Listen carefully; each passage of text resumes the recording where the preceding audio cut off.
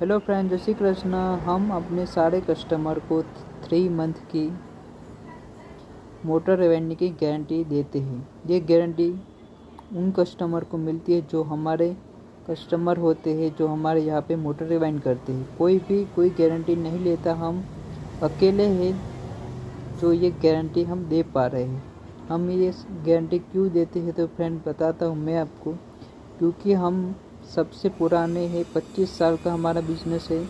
जो हमने जो एक्सपीरियंस कमाया है, उतना एक्सपीरियंस किसी ने नहीं कमाया है, इसलिए हम 3 मंथ की गारंटी हम दे पा रहे हैं। न्यू फाइंडर आपको कभी भी ये गारंटी कोई भी नहीं देगा फ्रेंड्स, क्योंकि उनको कभी भी फॉल्ट को पता नहीं चलता कि किस फॉल्ट से मोटर चलती है। तो फ्रेंड्स, तो इस वीडियो में मैं जो वीडियो बनाने वाला हूँ वो A to Z होने वाला है। तो यहाँ पर मैंने किसी भी पार्ट को कट नहीं किया है फ्रेंड। जो भी वीडियो बनाया है वो प्रॉपर इंफॉर्मेशन वाला वीडियो होने वाला है, तो वीडियो को पूरा ज़रूर देखना।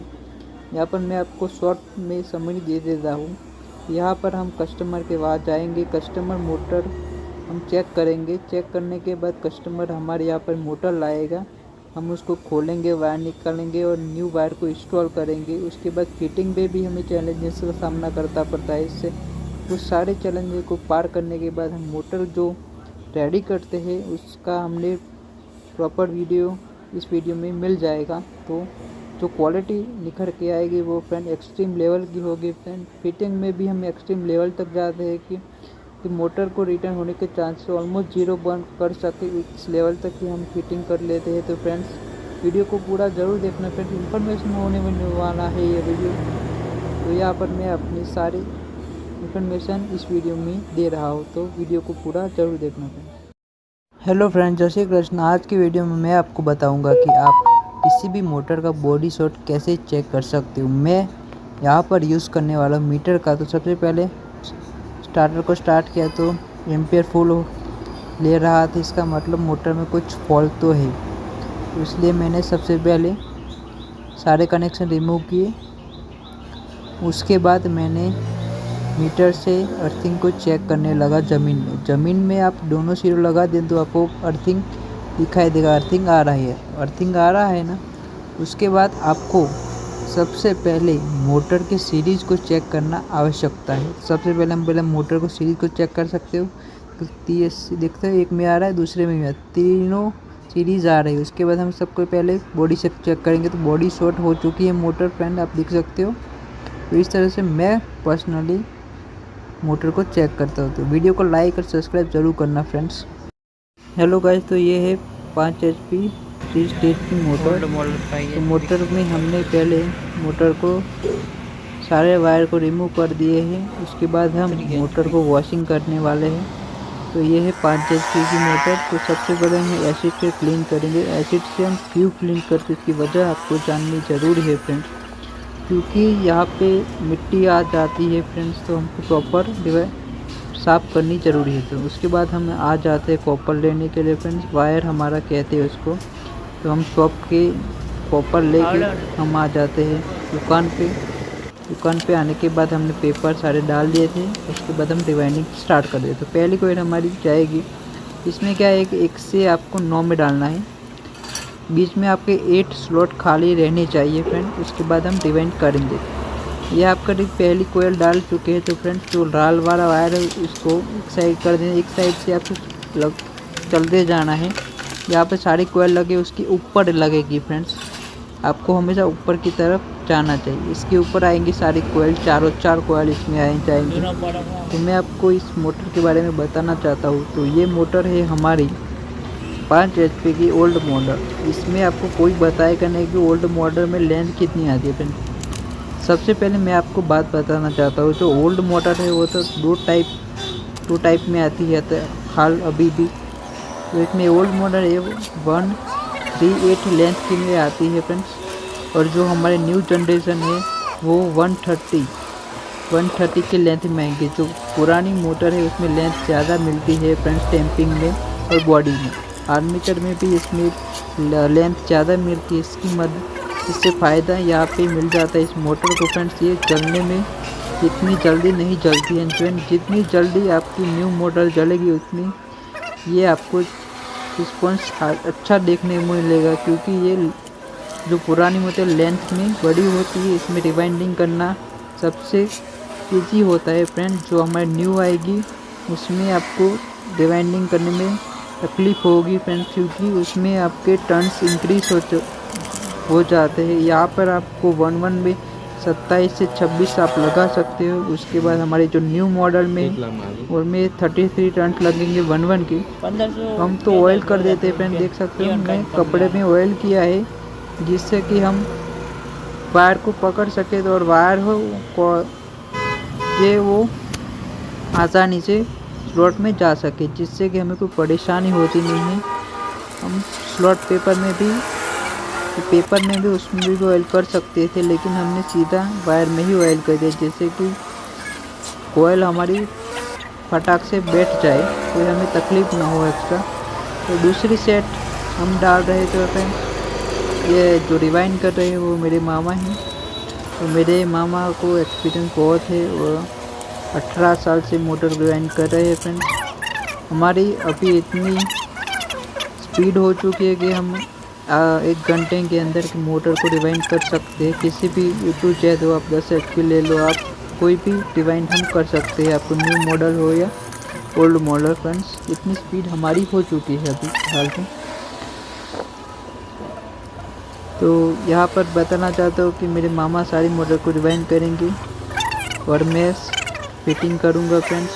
मोटर वायर निकालने वाला भी कोई दूसरा मानस हो गया फ्रेंड्स। तो हम सारे काम को हमने डाइवर्जन कर दिया है, जिससे कि किसी भी आदमी पे लोड नहीं होता, हमारे पे अपना अपना काम कर लेता है फ्रेंड्स। और एक लोग तो मेरा काम है मोटर खोलना और फिटिंग करना, मेरे मामा का काम है मोटर को रिवाइंड करने के लिए। हमें क्वालिटी मेंटेन करनी है फ्रेंड्स। मैं भी कभी कभी वायरिंग कर देता हूँ फ्रेंड्स, मैं डेली वायरिंग नहीं करता फ्रेंड्स। तो हमको क्वालिटी लेनी इसलिए नहीं करता फ्रेंड्स, क्योंकि हम दिन की हमारे पास 2 से 3 मोटर आती है। तो अभी मेरे को थोड़ा टाइम लगता है, मेरे मामा के पास एक्सपीरियंस है, लेकिन उसकी वजह से वो फास्ट वायरिंग करते। 1 घंटे के अंदर ये मोटर रिवाइंड हो चुकी थी फ्रेंड्स। छोटी मोटर में थोड़ी 10-15 मिनट ज़्यादा लगता है, लेकिन आप ये जो ओल्ड मोटर है उसमें तो स्पीड आपको ज़्यादा आएगी फ्रेंड। यहाँ पर देख सकते हो सिंगल से वायर डाला जा रहा है। यहाँ पे जो स्टाइल है वो बदल गया है, डबल साइड से सिंगल में हम आ चुके हैं, क्योंकि मुँह छोटा हो गया है वायरिंग का, इसलिए हमने सिंगल साइड वायरिंग करते हैं। तो मैं सिंगल भी कर लेता हूँ, मैं डबल साइड वायरिंग भी कर देता हूँ, दोनों साइड में वायरिंग कर सकता हूँ। सिंगल में फ़ायदा क्या है कि फ्रेंड्स, सिंगल में आप किसी भी कोयल को डाल सकते हो फिर कितना भी मुँह छोटा हो, लेकिन इसमें आपको परफेक्शन बहुत अच्छा आता है, किसी भी वायर को अंदर चले जाते हैं फ्रेंड। एक दूसरी साइड के आपको 2 से 3 टर्न्स थोड़े थोड़े करके डालने पड़ते हैं फ्रेंड्स। आप भी एक भी ओटी आ गई तो आपको वही फंस जाएगी, उसके बाद वायर छिल जाता है फ्रेंड्स। तो आपको कभी भी मोटर को टाइट पड़ने लगे तो फ्रेंड्स आपको धीरे धीरे से डालना है। उसके बाद हमने आपसे लेस पट्टी होती है फ्रेंड, बहुत सारे लोग क्या करते हैं, इस लेस पट्टी जो कंपनी खुद से इस्तेमाल करती है, वो उसकी खुद की दूसरी डोरी से वो बांधते हैं, इसलिए मोटर शॉर्ट हो जाती है फ्रेंड। अभी भी आपको लेस पट्टे के सिवाय मोटर को डालना नहीं है। तो इस लेस पट्टी का फ़ायदा ये है कि फ्रेंड्स, ये बहुत ही एकदम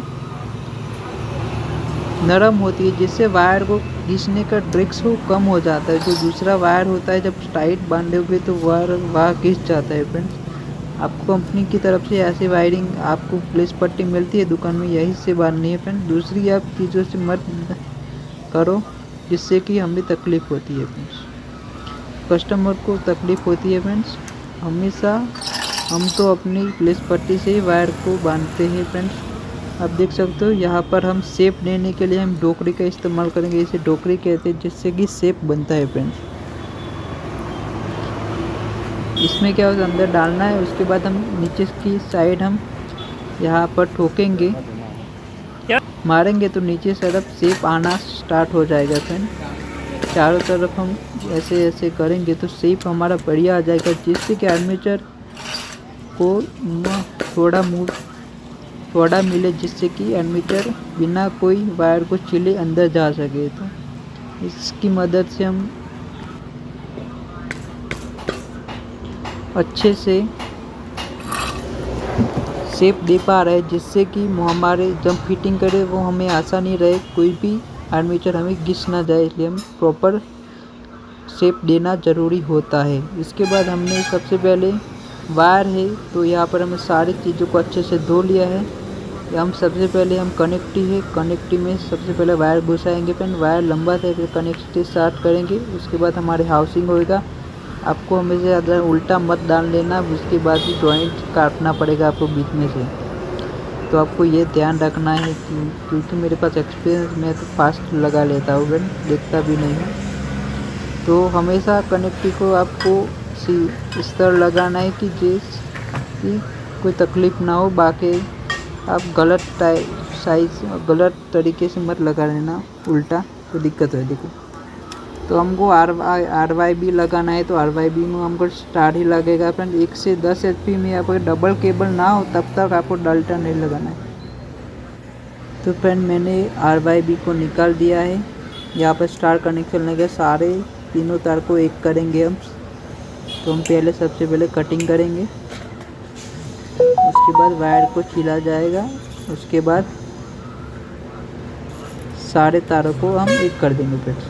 अगर आप लेस पट्टी से हम सारे 3 कलर की हम लेस पट्टी लाती है, जिससे कि हमें RYB को ढूंढना नहीं पड़ता, हम डायरेक्टली लगा देते हैं फ्रेंड। सारे अलग अलग कलर होते हैं, हमको आसानी रहती है कि हमको RYB लगाना है। तो हम तो सारे जब कोयल डालते हैं उसके बाद ही हम ऐसे कलर वाली नरियल लगा लेते हैं, जिससे कि हमको बाद में ढूंढना ना पड़े RYB को, जिससे कि वायर हमारा कनेक्शन फास्ट हो जाता है।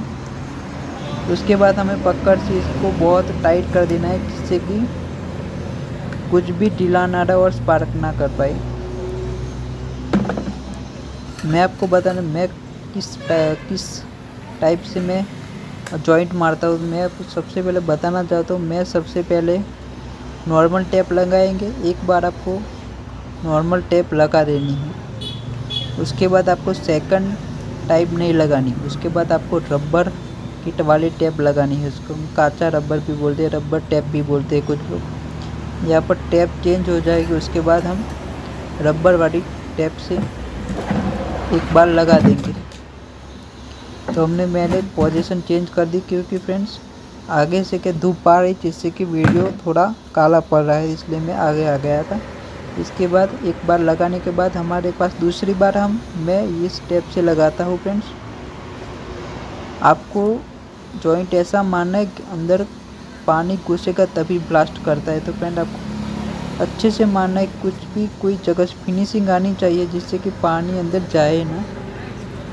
ये तो हमारा दूसरी बार हमारा रबर टेप लगा है। उसके बाद हमें ये यहाँ पे जो टेप सादा टेप मारना है, इसमें आप 2 बार मार सकते हो। तो मैं हमेशा 2 बार ही मारता हूँ। आपको इस टेप को 3 बार इस्तेमाल करना है। सबसे पहले इस्तेमाल करना है, उसके बाद दूसरी बार आपको रबर टेप इस्तेमाल करनी है, उसके बाद लास्ट में 2 बार आपको ये सादा टेप 2 बार कर देना है, जिससे कि आपको जो जॉइंट है वो अच्छे से लग पाए फ्रेंड्स। आपको फिनिशिंग पे सबसे ज़्यादा ध्यान रखना पड़ेगा फ्रेंड्स। अंदर इतनी भी जगह न रहने चाहिए कि मोटर पानी में अंदर आपके यहाँ पे कॉपर तक पानी चला जाएगा तभी ब्लास्ट करता है। मैं अभी 3 बार सादा और 1 बार रबर लगाता हूँ, जिससे मेरा कभी भी आज तक जॉइंट है वो ब्लास्ट नहीं हुआ है, कभी भी गर्म भी नहीं होता। इससे आपको बार बार रबर टेप को इस्तेमाल नहीं करना फ्रेंड्स। मैं तो नहीं करता, क्योंकि फ्रेंड्स वो मैंने जो फिनिशिंग करता हूँ इसलिए पानी नहीं जाता। ज़्यादा मत इस्तेमाल करो फ्रेंड्स, कितना ज़्यादा करोगे उसमें भी फायदा होगा नहीं, क्योंकि जो अंदर पानी जाएगा तभी ब्लास्ट करता है। उसके बाद ये 3 तार बच गए, उसमें हम सीधा वायर से कनेक्ट करेंगे। इसमें जी कलर टू कलर करना है फ्रेंड, जिससे हमें याद रहे। और अगर कलर चेंज हो गया तो कोई दिक्कत तो नहीं होगी, लेकिन हमें स्टार्टर में से वायर को बदलना पड़ सकता है फ्रेंड, क्योंकि कस्टमर तो जैसे लगाए वैसा ही लगाएगा। उसके बाद वो फ़ोन कर सकता है कि वायर चेंज हो गया, तो मोटर उल्टी घूम सकती है। तो करने आपको वायर टू वायर लगाना है।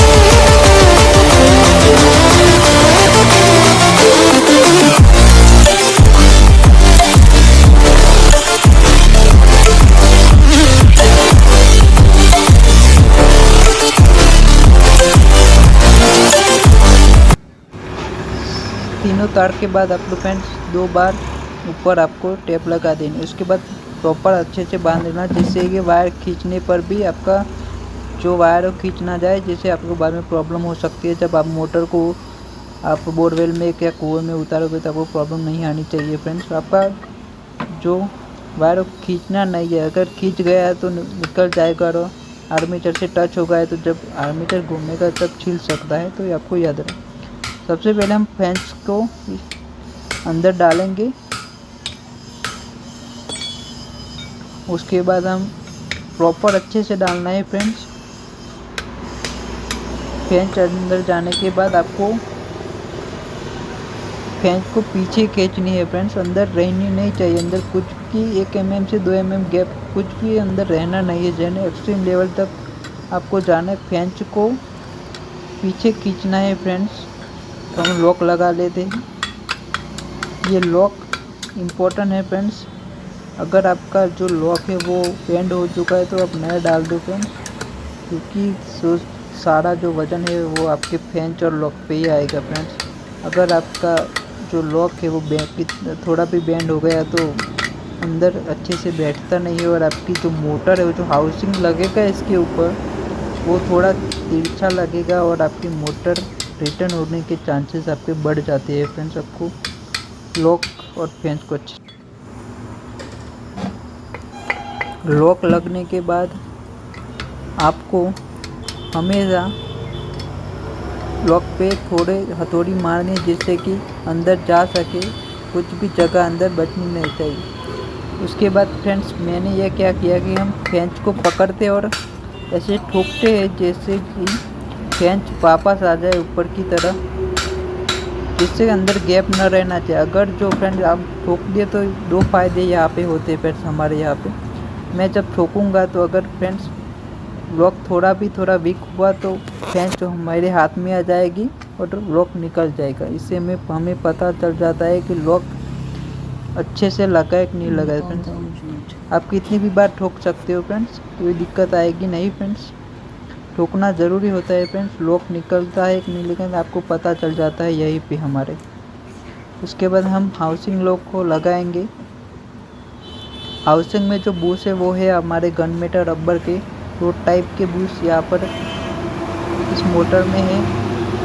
इस मोटर में जो बूश लगे हैं, भले आपकी ये मोटर है बहुत पुरानी हो चुकी है फ्रेंड, अभी भी एक भी बार भी इस मोटर के बूश नहीं किए गए हैं, क्योंकि फ्रेंड्स जिस यहाँ पर हमने मोटर देखने गए थे वो वहाँ पे 40 फीट पे ही मोटर है, 30 फीट पे पानी है, तो गहराई है ही नहीं, तो कहाँ से मोटर के बूश खींच सकते फ्रेंड। मोटर के बूश तभी खींचते हैं जब पूरे आप मोटर को उतार देते हो आपके बोरवेल में।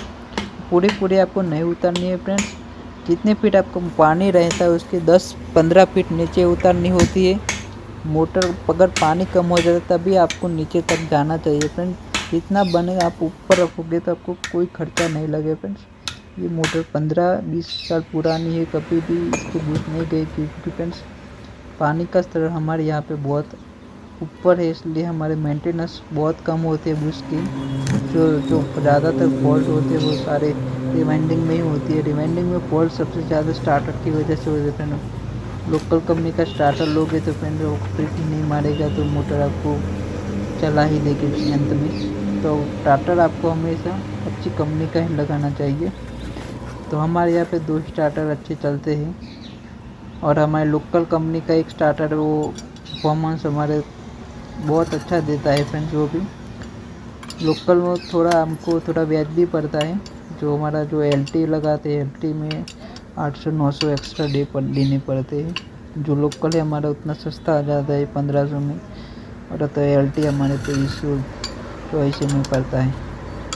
तो हम त्रिशूल यूज़ करते हैं, हम 10-15 साल से त्रिशूल यूज़ कर रहे हैं। त्रिशूल में कोई दिक्कत नहीं आती है।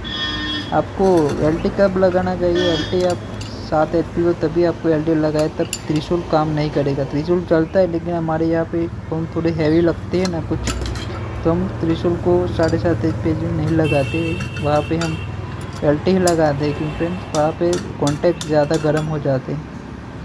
त्रिशूल हम ओनली पर 5 HP से नीचे मोटर उस पर ही लगाते हैं। उसके बाद आपको टाइट बहुत अच्छे से कर लेना है फ्रेंड्स।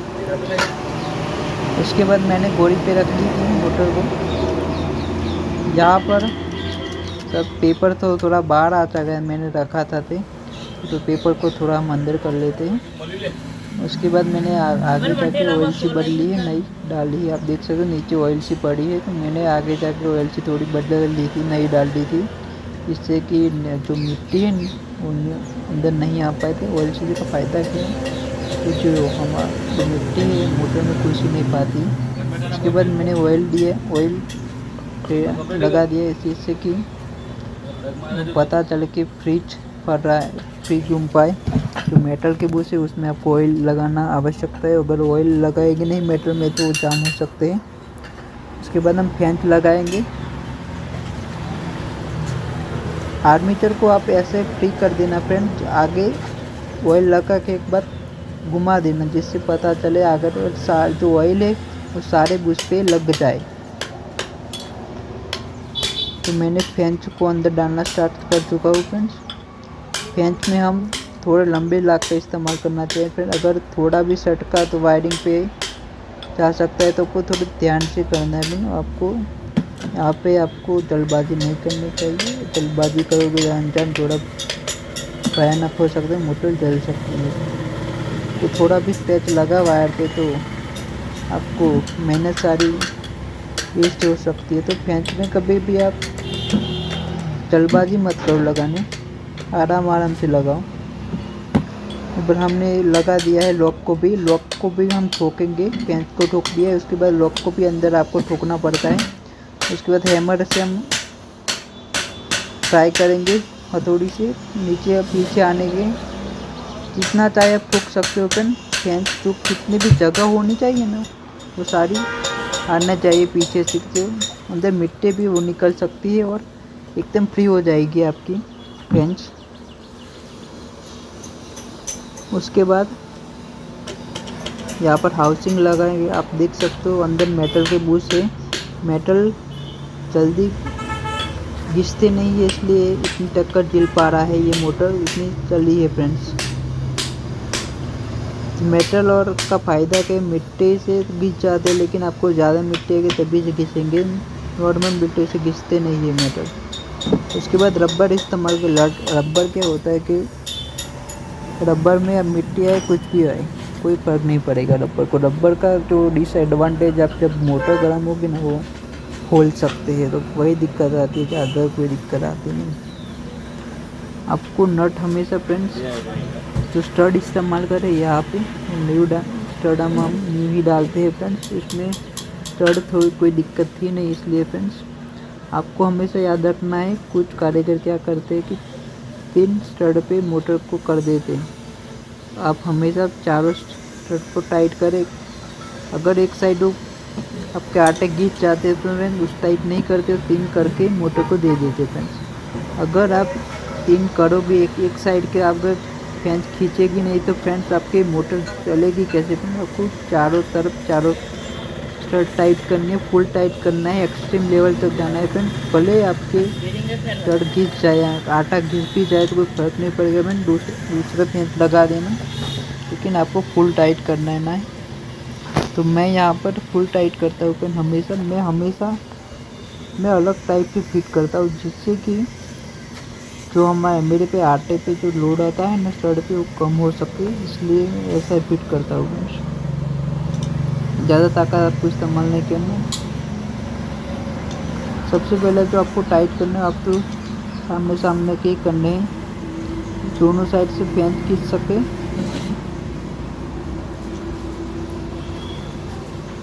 हाउसिंग को खींचेगा, हाउसिंग में आप कितने कोई भी जगह छोड़नी नहीं है फ्रेंड्स। उसके बाद मैं आगे चला गया, मैं चेक कर रहा हूँ हाउसिंग घूम नहीं रहा है, क्या करें। आर्मेचर नहीं घूम रहा था, वो टाइट हो गया था। तो मैंने क्या किया कि प्लास्टिक की हथौड़ी लेके आया और गेंद लेके आया था फ्रेंड्स। मैं हथौड़ी से बहुत ज़ोर से ठोक रहा था जिससे कि फ्रेंच थोड़ा पीछे आए, जो अंदर जो गैप थी हाउसिंग और बॉडी के बीच में वो थोड़े पीछे आ गई। उसके बाद मैं हथौड़ी से हाउसिंग को अंदर की तरफ मारने लगा कि जिससे कि जो अंदर कितने भी 1 से 2 mm जो गैप है वो भी फिल हो सके, जिससे हमारा आर्मेचर फ्री घूम सके। उसके बाद फिर से मैं टाइट करने लगा, तो थोड़ी गैप आ चुकी है। उसके बाद मैंने फिर टाइट कर दिया जिससे भी कोई भी गैप न रहे।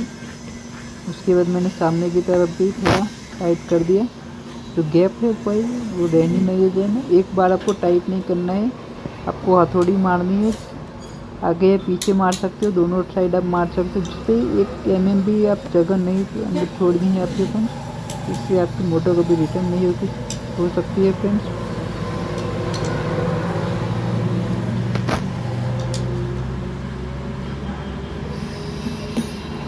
उसके बाद देख सकते हो फ्रेंड्स आर्मेचर प्रॉपर अच्छी तरह से घूमना स्टार्ट कर चुका है। पहले था जो थोड़ा टाइट था वो फ्री हो चुका है।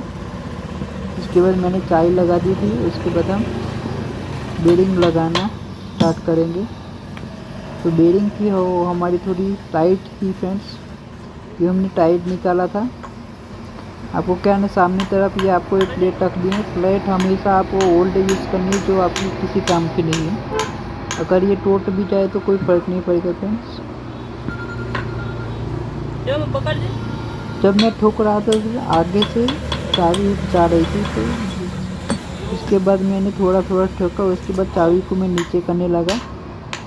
बेरिंग है वो बहुत टाइट थी, इसलिए मुझे थोड़ी मेहनत थोड़ी ज़्यादा करनी पड़ी।